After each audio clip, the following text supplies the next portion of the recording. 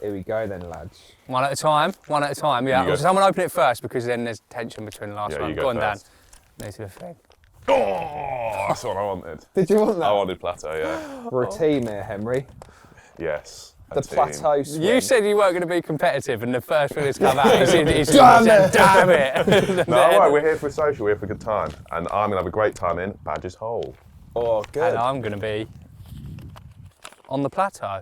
No, Big Bay. Big Bay, sweet. So you two are bunking it in the gazebo, in the base camp? Yeah, we are, roomies. Yeah, happy days. Yeah, sweet. So let's get that up for, as good anglers. Don't worry about getting the rods out Get yet. the shower Get first. the shower out, get the food in the fridge, and then we'll get some rods out. Sweet, sounds good. Here Let's we do go. it. My swim's this way.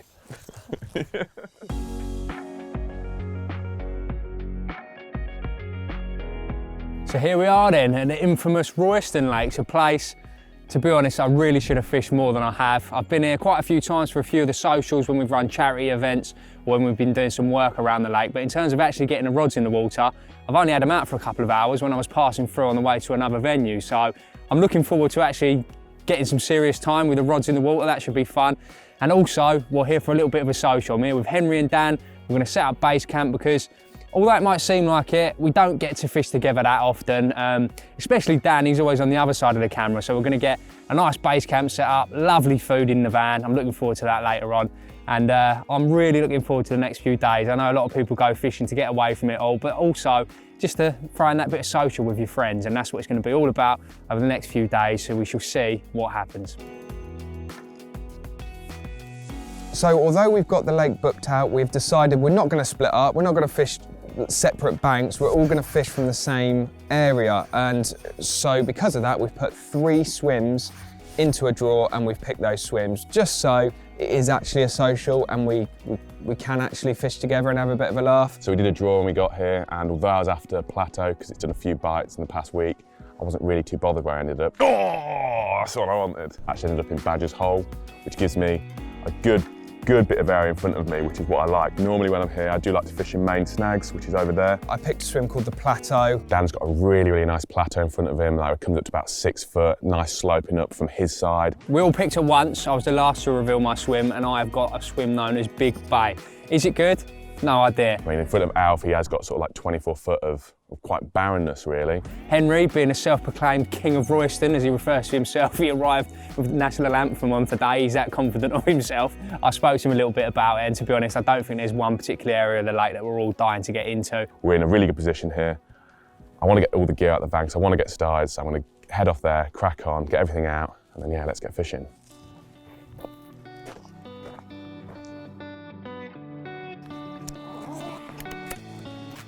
So I'm just setting up my second rod now. First rod's just gone out.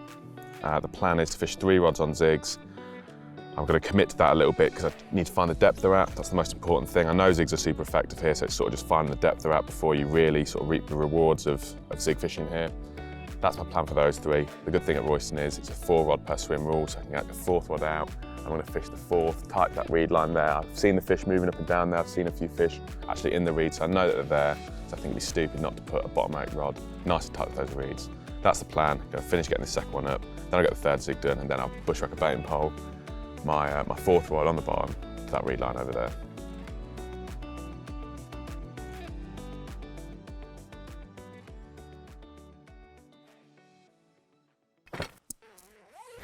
Right, we're gonna race. Why? Fun. You like the smell of being a loser? Are you ready? Yeah, I think so. On your marks, go. Bradders. Slow as pro, mate, slow as pro. Oh, can we start again? Can you see it? I folded it the wrong way. Can you see him panicking? No. It's just a bivvy. Oh no, we're back in the game. He's in. That's the front. Oh, he smashed me up. Slow is not pro, Brad. Slow is not pro. I reckon he'll struggle with this bit. Have you zipped yours in? Yeah, why not? Oh, what? What? Am I not meant to zip it in yet? Yeah? No, you haven't. I'm not. No. Cheater. Cheater.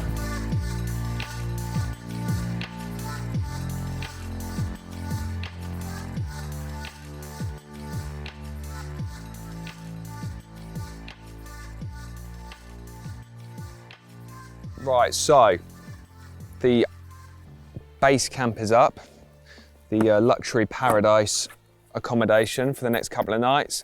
And so now it's time to think about getting some rods out.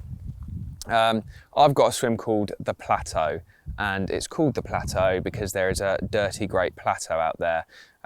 Saying that, it's not actually like a huge plateau, it's more of just a big hump, really. It goes from sort of like 20 to 25s around it up to like 4 to 6 foot, I think. I've not actually fished it before, so the first thing I'm going to do is get a bare lead on. I'm going to find whereabouts that plateau is. Once I've found where the plateau is roughly, you'll be able to feel it with just a bare lead. You know, considering the drastic depth changes, I'll be able to feel it. From there, it'll be a case of getting a marker float out and then really extensively finding out what it is, how big it is, how wide it is, how deep it is.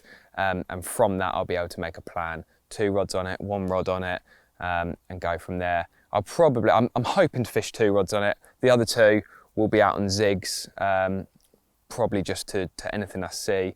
But yeah, as for the bottom bait rods, there'll be 2 rods on that plateau, and I'm going to make up a bit of a mix and just put a little bit of bait out on top. So first things first, get a lead on and start having a look.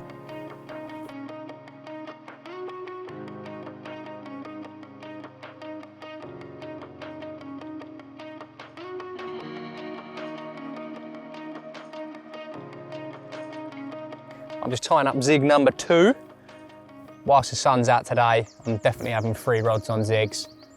It is a 4 rod rule per swim here at Royston as well, and I've got a lot of water, so the plan is, certainly for the moment anyway, 3 rods on the zigs. I'm going all out adjustable, merely for the fact that I can change the depth really quickly. Henry's gone for the fixed. Yeah, if one of us gets a bite, it might give the game away as to what depth they are. At least if Henry does get a bite, I'm able to change that depth really quickly with the adjustables, and I'm just able to work the water column a lot quicker throughout the day, especially with the fact that with the new lead clips we're using, I can lose the lead, which is really important as well, just in case there is a few snags out there. As soon as I'm in tight contact with that line and there's no slack between the hook and that lead clip and it becomes tight, the lead's off, and you're playing a fish with no lead on an adjustable zig, which is a massive, massive benefit, and it's definitely going to result in more fish in the back of the landing net. So yeah, second zig now. Same, tell a lie, the last one was yellow foam, black zigger liner, and this is going to be yellow zigger liner, black foam. I'm going to tip them with maggots as well, but black and yellow is always my favourite. I've never really found one that works better than the other, so I just mix it up if I'm fishing multiple zigs, which is quite often. And we'll go from there, keep our eyes on the water. Not much is shown, to be honest. So they're out there somewhere at some depth. So I'm going to set these. I've got one 10 foot down, the one that's just gone out. The next one I'll probably set 7 foot down, and the next one 5, and then up them and down them throughout the day on what I see.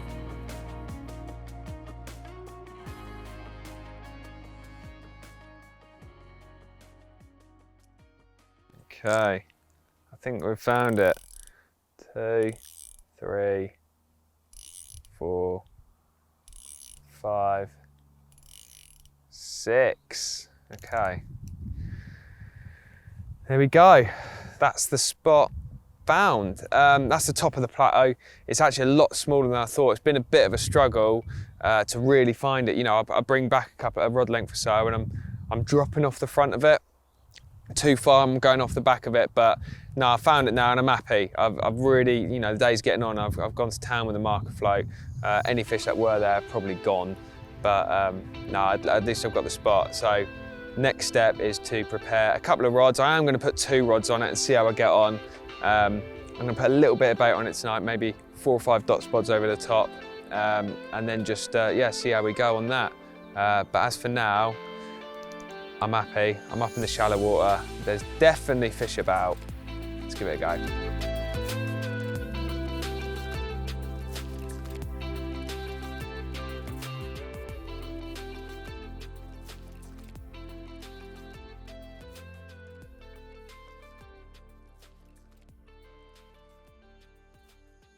Right, it's the last rod of the evening. I'm about to do my longest ever bushwhacker bait and pole drop. I've commandeered Dan's, Alfie's, the camerons. I've commandeered every one section to try and make it. Don't know if I've got enough. We'll find out when we're out there. But yeah, I'm going to drop it to that far margin. I've seen quite a few in the reeds. They're eating a bit of bait that I put in, so it's looking good for a bite if it reaches. So let's ship it out, and hopefully it gets there.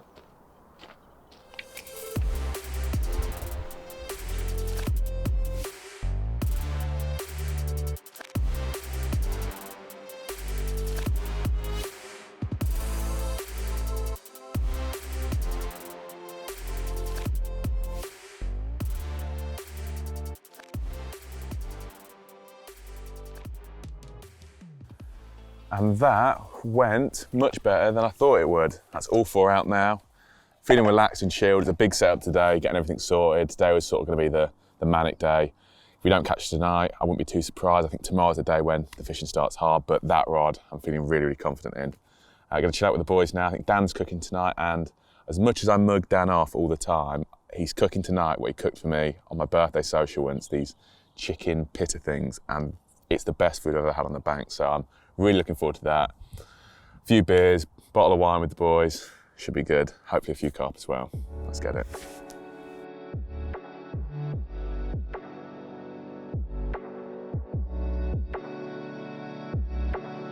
A beer, Alf.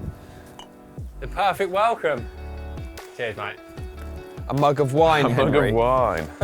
Classy. Cheers, man. It's all right. Happy boys? I think so, mate. I don't think there's much more I can do at the moment. You? Yes, mate, yeah. Bit of a... Took ages, didn't it? Getting sorted. I thought I'd have rods out earlier, but as is always the case, it's taken me long to get them out, but I'm happy now. First day, big session. Yeah. It's fine. Today's not the day to catch fish, that's tomorrow. Crack on tomorrow. Anything today's a bonus one. I like how laid back you are. I wouldn't mind one. My first Royston carp is on the menu. You're in for a treat. Will this be your first Royston carp? No. Oh, you caught from here before? I've got loads from here before. All right. You're trying to take my title? After a long day of sorting the rods out and whatnot, we literally just sat down to do a bit of cooking, have a little social on that. I just jumped in front of the camera to have a little roundup of the evening. My zig rod's gone. One of them. I thought it was Henry. He went running off. And I carried on getting ready to talk to camera. And then, yeah, we're away. Which is nice because they haven't been out that long, these zigs. What, boys, an hour? What, about an hour? If that. And, you know, after a day of actually seeing them quite a lot, it's nice to finally have one on.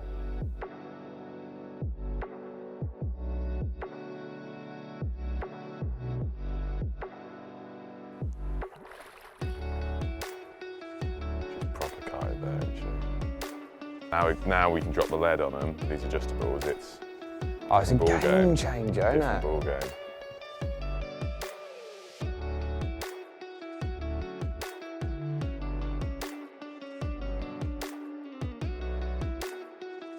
And she's in there.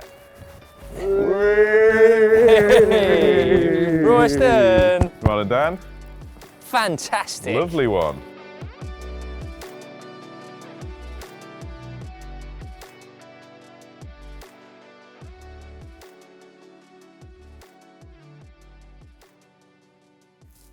And there we go. First one of the session, £21. Come to the adjustable zig, 5 foot under the surface, and interrupted us just as we were about to start dinner. So, I think this one is gonna go back, dinner's gonna go on, and we're gonna get that rod straight back out before the light goes, and we're gonna still see what we're doing.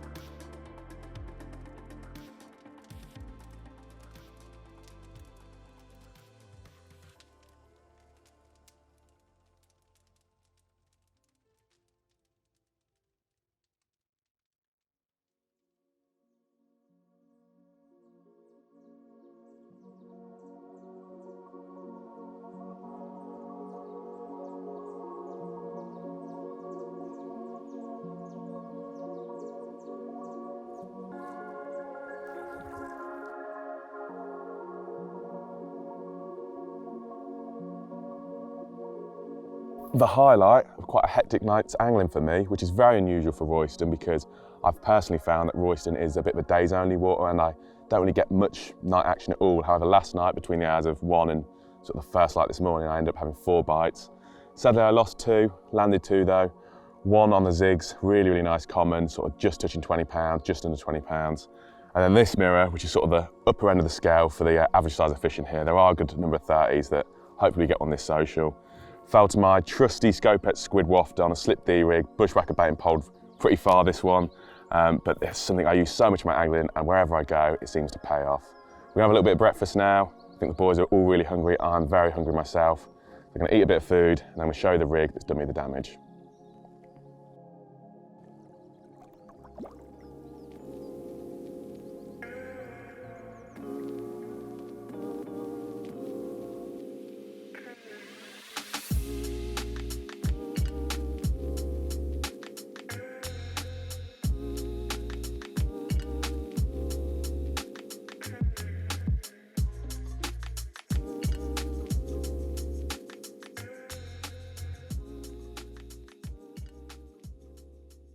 The Slip D is one of my favourite rigs, and that is because it possesses all the qualities that are important for a great rig. It is quick and easy to tie, it's super effective at hooking and landing carp, and also you can change the components to suit the venue and the substrate you're fishing over. One of the most important components to consider when tying up a rig yourself is the actual hook link you're going to use. I really like to use the skin link semi-stiff. I think you've got that great balance between a stiffness that allows for the actual hook bait to be kicked away from the lead presentation, laying everything else nice and neat, ready for the carp to suck in. But also you've got that suppleness, which means that that hook bait can fly back into the fish's mouth, giving you really, really good hook holds. I also put a couple of sinkers on the actual boom section, one in the middle to help pin everything down and another on the crease between the unstripped and stripped section. This, I think, helps again pin everything down, but also make sure that hook point is always facing down, ready to catch the fish's bottom lip once it's been sucked in. Moving on to what is probably the most important part of the Slip D and what gives it its name is this actual D section along the hook shank to which you attach your actual hook bait. I think that this D is really, really important because once the fish sucks in that bait and it gets pricked, it finds it very hard to eject the hook by using the weight of the hook bait. That movement means that it can't sort of use it as an anchor to sort of blow it away. It means it's out of harm's way, and once that fish has been pricked, it normally gets hooked, it normally ends up landed, which is exactly what you want from any rig. Hook bait choice for me, it changes time of year, what I'm fishing over, if I'm fishing over particle or flake or boilie. But a really, really good go-to hook bait that I use is the Scopet squid wafters. I do like to boost them myself with a little bit of the liquid bait soap, but for me, this is sort of 80% of what I'm using because I'm always sort of fishing over like a Scopet squid flake, particle mix, sort of blended together. And I think this suits really, really well over it. It's a nice small hook bait, very inconspicuous, but also boosted with attractions from the liquid bait soap. And it is just a really, really good hook bait that's accounted for so many fish for me in the past. This rig has already done a fish for me this session, that really nice mid-20 mirror. I'm very confident it's going to do another bite, as I always am whenever I fish the Slip D.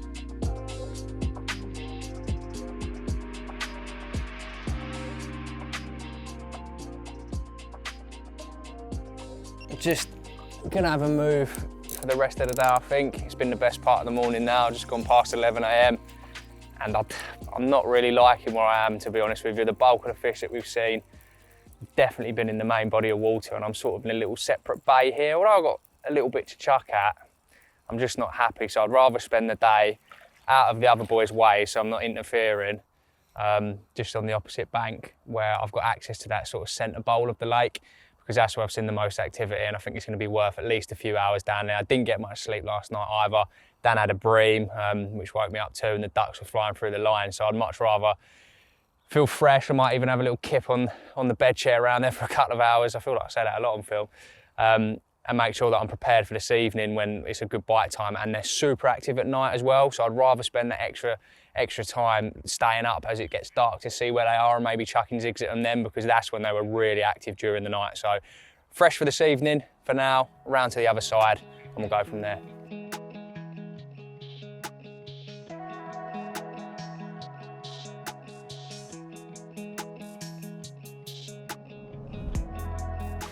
King Henry of Royston promised us day bites, and at the moment we haven't had any day bites. We've all been working actually really hard on the zigs, We feel the zigs are the best chance of getting a bite during the day. In fact, Alf's gone round to the other side and is chucking them about to try and induce a bite, as his bay over there has been pretty quiet.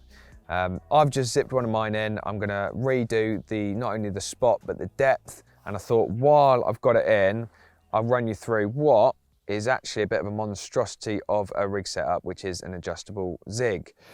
So why would I use an adjustable zig? Well, using a fixed zig in very deep lakes, it can cause problems. You know, when you've got hook lengths of 12, 14, 16 foot in length, it just becomes quite hard to manage them. You know, when you've got a 12-foot rod and a 16-foot hook length with a carp on the end, and even a lead, if it hasn't discharged, bouncing around the rod tip, and you're trying to net it, it's just not the one. Excuse me. And that's where adjustable zigs come into their own. You know, you can set the depth of where you want to fish really, really easily, and it allows you to always be playing a fish on what I typically use as a 4 or 5 foot hook link. How they'll work is they'll be on a running lead system of some sort. The biggest disadvantage always with an adjustable zig was the fact that you couldn't drop the lead. They were on a running ring, bit like a marker float setup. And when you're playing a fish, yes, you got a shorter hook link, but you did have that lead bouncing around. This little beauty here, however, eradicates that problem. This is our new run clip. The run clip allows you to pass line through it very, very easily when the line is slack, meaning you can set the depth of that float really, really simply. However, when tension is applied from both sides, it will no longer slide. So when you get a bite from a carp and it's pulling from one end, you're pulling back from the other, like I say, it won't slide, and then the lead discharges really, really easily, meaning you're in direct contact with that fish, no long hook links, no bouncing leads, and just playing a carp on what is a light hook link, usually small hooks, and let's be honest, usually a very angry carp, it's just much, much easier. I was never a massive fan of adjustable zigs, like I say, just because they are a bit of a monstrosity because you couldn't drop the lead.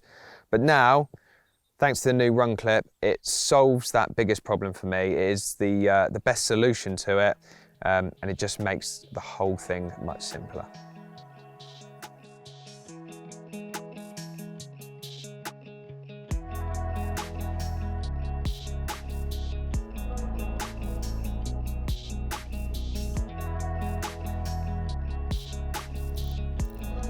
Or 6 feet down.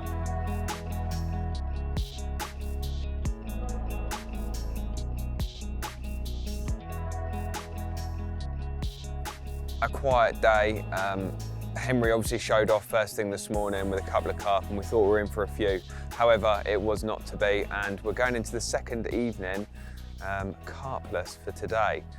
However, we're looking forward to tonight because we're about to settle in. It looks like we're about to have a bit of rain, so we're going to retreat to the base camp. We're going to put some food on. We've actually got a little bit of a competition. I rustled up a storm last night, chicken gyros. Alfie is on the chef's table tonight. He's cooking. Alfie, what are you cooking? Burgers? Not just any burgers, mate. The finest burgers, man. Burgers. Alf's cooking burgers. Very basic meal, I might add. I'm kind of looking forward to Henry's. Henry's going to spag bowl, and we're going to have, it's a little bit of a competition. So he's got, see who is Royston's master chef. My money is, it's not going to be Alf. I think he's just got like them basic cheese slices. Could have tried harder, but yeah. So yeah, we're going to wrap up for the evening, get some nice warm food on, and see how the night goes. Right, so Dan, as he's just discussed with you, thinks that I'm doing just burgers, which I am, but that's not the point. My secret is the fact that no one else has bought dessert, and before anyone's close and they can hear it, that's the game breaker. That's going to clinch me the title of Royston Master Chef. The 2 bottles were for my guests, but this one found itself into my stomach last night. Plastic cheese, as you refer to it. Can of corn. So much corn for burgers. No, it's not for burgers, it's for fishing. It's for fishing. But as a side, a bit of veg. Is that weird, burgers and corn? Yes. Don't you put them in stir fry? Yeah. The only thing is, there's only about 6 in there. So one baby corn each. See, right, the frying pan's hot. Has anyone got any water? Or a bigger saucepan? Corn. Apparently, I've been told, designed for stir fries. Not in Alfie Willingale's kitchen, designed for a side with some tasty burgers.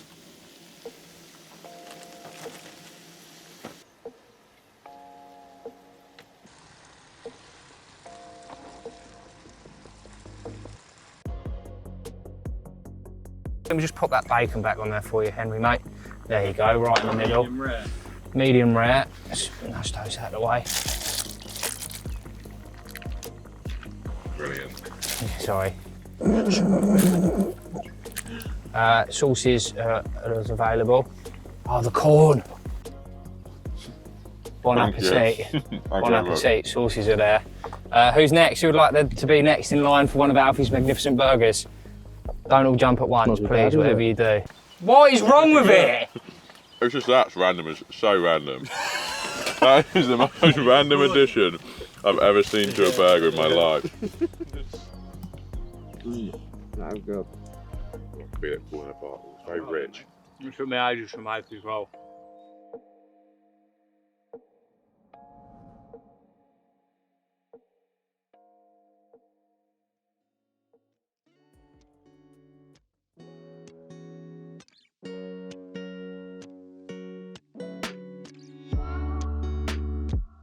There we go. As I said yesterday, day bites were kind of hard to come by, but night bites was a little more successful. I say that, mine came just after my alarm. Alf's came as I was putting the rod back out, but Henry's, yeah, you had yours in the night, didn't you? Yeah, about 3 AM over that baited spot, slipped the proving well like we talked through yesterday. And this wasn't the only one. Those boys are happy with one fish. I actually had 2. Got another one in the net. I'm just happy to be here. This is my first carp. I lost one in the night. So the fact that I'm just in this part of the film just makes me happy, yeah. Oh, but on that note, I did land something else, a catfish, which I didn't know existed. So that was a bit of a surprise in the middle of the night. Yeah, really rare. Very rare, which means they're the most difficult to catch, which means I'm the most successful. No, it's brilliant that we've all got one to Those 2 are mega. Those 2 are nice really nice ones, aren't they? Sick yeah, ones. Cool, man. Yeah, well in, boys.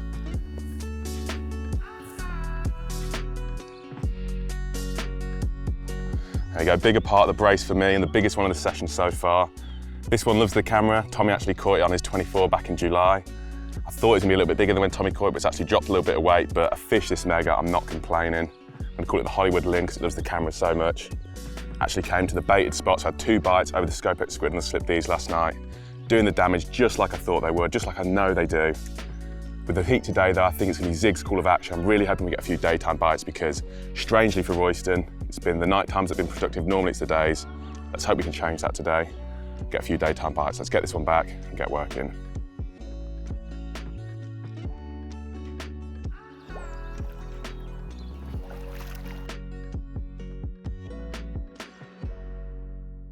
Well, great start to the morning that was. All 3 of us with a fish, which was lovely to see. I mean, it was starting to get under my skin a little bit. I lost one during the night. Then I had a catfish, which was completely unexpected. But to land that one this morning was brilliant. And to get that group shot, it should make a lovely photo. Plan for the rest of the day though, well, I've had the bites off the zigs at the depths in the original swim, so I think I'm going to persevere at that depth of those zigs and see if that can get me another bite. And I've also repositioned that rod that you would have seen me drop with a baiting pole. I've actually just positioned it slightly under a different point of a tree because the sun's up. I'm hoping they're going to get in there in a bit of the shallower water, and yeah, that might actually do me a fish too. So I'm staying put, keeping them zigs as they were yesterday, but for now I'm on breakfast duty, so I'm going to go fry up some bacon, some sausages, and yeah, get the boys a bit of grub on the go.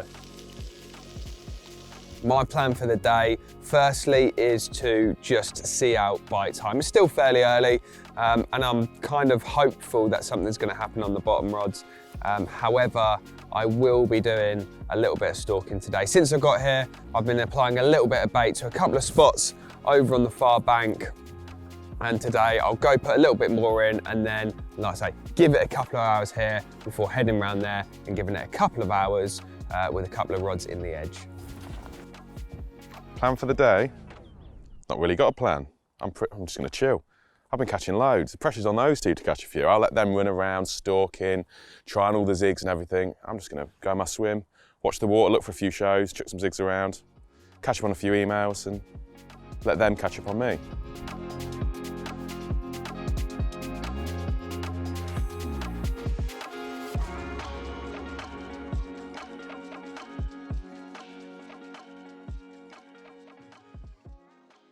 So another unproductive couple of hours on the bottom bait rods. Bit gutted really, because I really wanted to get them going on that plateau, but it just wasn't meant to be. However, like I say, I've been baiting a little spot up here. I'm gonna give it a couple of hours on that and just see if I can induce a little bite.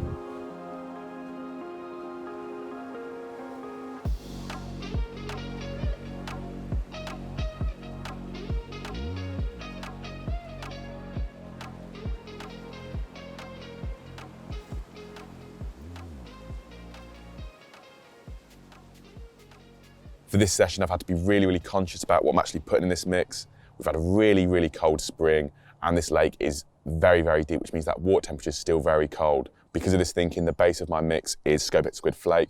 This flake is such a unique sort of bait product because you've got bigger pieces there that the carp can actually ingest, but then you've got so much sort of powder and smaller pieces that the carp may not suck in, but it's just releasing so much attraction, so many food signals.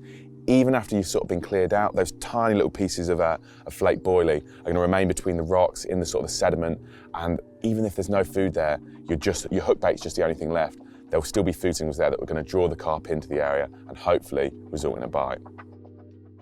Going back to those food signals, I want to sort of have a nice diverse mix of food signals I'm sending out, so I do like to put a bit of pellet in. Now pellet is a funny one because of the oil quantity in it. It's a tricky one to break down, especially in cold water like we're experiencing now. Because of that, I do go quite light on it, and I also go for the 2mm option and not the 6mm. Again, I don't really want the carp to be digesting this, I just want the food signals to be released, which is why I go for the 2mm options. I think it breaks down much quicker than the 6mm, and again, they can't digest it, and there's something else there for the carp to be drawn into. I also add a lot of sweetcorn to this mix. Sweetcorn is such a great bait for this time of year. It's so easy to digest, it's nice and sweet, it complements the scopex squid really, really well. I think any mix you've got this time of year, unless they've been really hammered on it and they're suspicious of it, sweetcorn is the one to go for, 100%. It's one of my favourite baits, and I add it to pretty much most of my mixes, but especially this time of year when the water's cold still, get lots of sweetcorn in your mix. Finishing this mix off, like I said, it's really, really simple, but finishing it off and going back to the thinking behind loads of attraction but not too much food, I like to put a lot of liquid in it. My main thinking behind this is there's so much attraction leaking off that liquid, especially once it's been sort of soaked in by the flake. It's leaking off constantly, and there's just nothing there for the fish to actually eat with the liquid. There's just loads and loads of food signals, which is what you want. The fish are going to come into the area, their metabolism's really slow, they're not really eating too much, but they know that there's food in the area, they come in.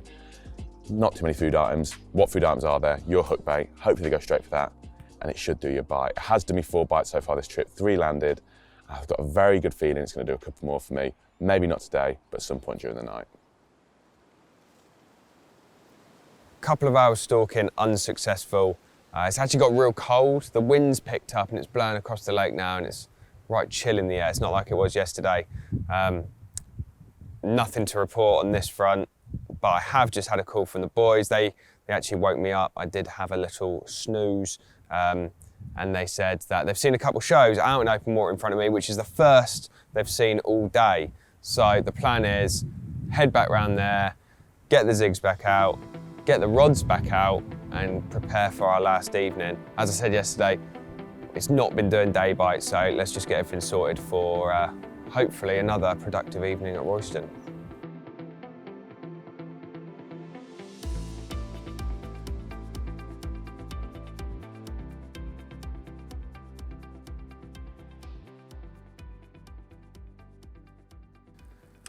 Well, stalking was fun, but pinging zigs at showers is more fun because I knocked the stalking on the head, come round here.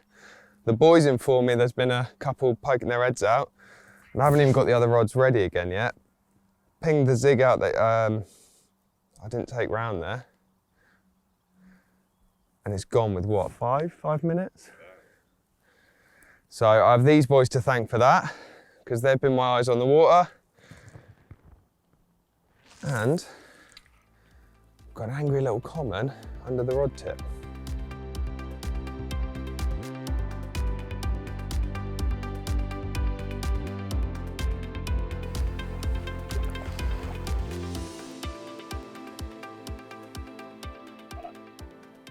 Whee. Thanks, mate. Common occurrence. Get them back out. Common occurrence. How many commons you caught? 1. 2. What? 1? 2. Have I? Yeah, the first one. Oh, yeah. No, I made that joke. Wow, it was a terrible joke. See you later, I'm going to bed.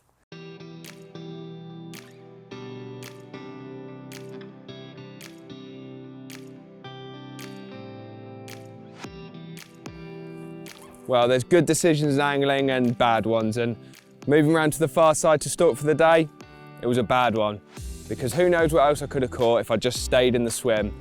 Like I say, this was 5 odd minutes after casting out, and it was away, so could have had a right day of it, but happy all the same.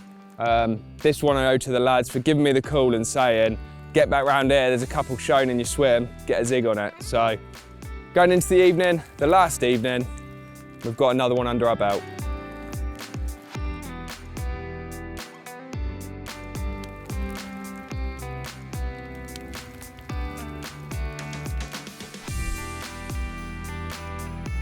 Right, boys, it is. Final round. After about 3.5 hours since I started it, it is ready, I think. Chili. Well, some sort of chili. It was a bolognese earlier. It's just meat in a pan. Meat and tomato in a pan. The best sort. Yeah. The best sort of meat. I'm now Right. hungry. I could eat anything. And garlic bread, look. That's the type of customer I want. Get in there. That took forever.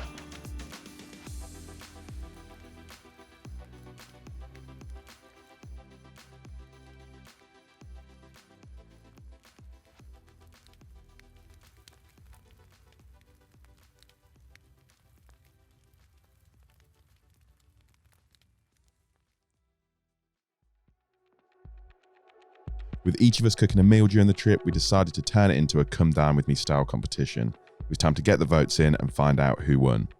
Alfie definitely went for a safe bet with his meal. The baby corn, very strange choice for me. What I'm saying is it's a cop out. The corn on the side was just strange. 6 out of 10. 6 out of 10, I reckon. 5 out of 10. Dan's meal, beautiful. Those chicken gyros or whatever they were called were unbelievable. Not sure what they were called, some sort of posh kebab. The first time I had it was unreal. Same again this time. It didn't disappoint. The chicken was great. In fact, he prepared it at home. Could have been his other half, we're not quite sure. Solid 9, absolutely loved it. A 9 out of 10. Nice one, Dan. I'm going to give you a 9 out of 10 for that. You absolutely smashed it. Henry's chili, good. I absolutely loved it. It was a lovely bit of grub. Cooked on the raging bull, the authentic way. And a selection of sides, you know, the pasta, the garlic bread, oh. And I'm going to score it an 8. 9 out of 10. Cooking it the authentic way, a man after my own heart. I'm going to give him a 10 out of 10. 18 out of 30? What did someone rank me? Like less than 5? Everyone gave you 6, didn't they? I think the baby corn threw a lot of people off. We have Dan on 27 out of 30. I ain't beating that. And Henry, 26. 28 out of 30. Get in there! Someone gave me 10! But his mum bought it for him. Stupid man. On that note, let's get the fish out and get packed up. It's all right, Alf, don't worry, mate. Well, sadly, I lost a couple in the night on the zigs, but I did get one off the bait spot just like I expected. Very, very cool mirror, albeit for this mark on his head that we'll treat with a bit of Medicup before we put him back. Yeah, cool one to end the session. And you got one yourself, Alf. Yeah, managed my second Royston carp. It's been a little bit tricky for me, but I'm glad that I managed to get my first one and second one. This one come over a margin spot again over a little bit of scope squid flake and a little scope squid wafter, only a little one. But yeah, a couple of carp, and it's been a brilliant, brilliant session. The evenings have been fantastic. Brilliant food, although if I've learned anything, don't buy baby corn. That really ruins your session. I cannot believe the scores, but other than that, it's been a great time. Yeah, it's been brilliant. Well, that's the end of the few days here at Royston, and I have to say it has been a really, really good time. I was lucky to get my first Royston carp under my belt. That has been a long time coming. And also the social, it was such a good social. The fact that we could get the base camp up with a gazebo and the raging bull, the fire pit, and some incredible food across the 3 nights. It was really two good. nights, incredible food. I'm not having it. The Yours baby a little corn, bit. if I hadn't got the baby corn, I would have been up there, I'm telling you. That was a questionable sign. On the food point, we have had a little review of the scoreboard because it didn't quite add up, did it? No, Brad is. I think he's more suited to stay behind the cameras as opposed to do anything maths related. Not a strong point, as he says, and it was actually a draw between the two of us. But I'm happy with that. Happy to share the title. You definitely still came last, Alf. Second place, that's silver medal. Without being too cliche, really, there was only one winner, and that was the fishing. The Fishing fishing was the winner. Fishing was the winner. Although I think we could have done a little better. We can't be disappointed with how we got on. What was it, 10 fish, I think, between us? 11 fish in the end? Something like 10 that. fish, I think, Yeah, and a few more bites, unfortunately, we lost. But, you know, we've got Henry to thank for a lot because he is really the venue expert. It's his home ground. And the King of Royston lived up to his name. I'll And get abuse for that. without his advice and guidance on zigs, depth of the zigs, where's a good area, where they like to hold out, I don't think we would have quite done as well as we did. So thank you, Henry. You're welcome. Alf, Thank you, mate. Thanks for coming along. Yeah, it's been a pleasure. We never really fished together, so to have a couple of days fishing together has been brilliant. Yeah, really